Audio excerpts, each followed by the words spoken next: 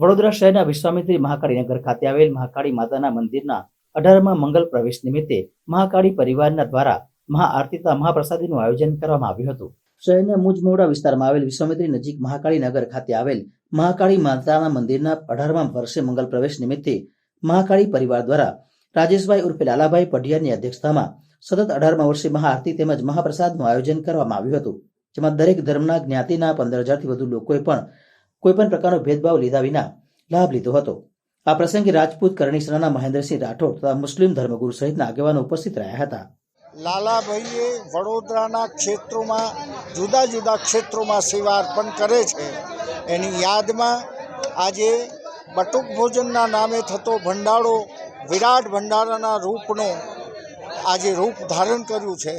એવા સમયે મા કાળી એમને શક્તિ આપે, અન્ય સેવા કરવાની પ્રેરણા આપે એવા હું આશીર્વાદ પાઠવું છું।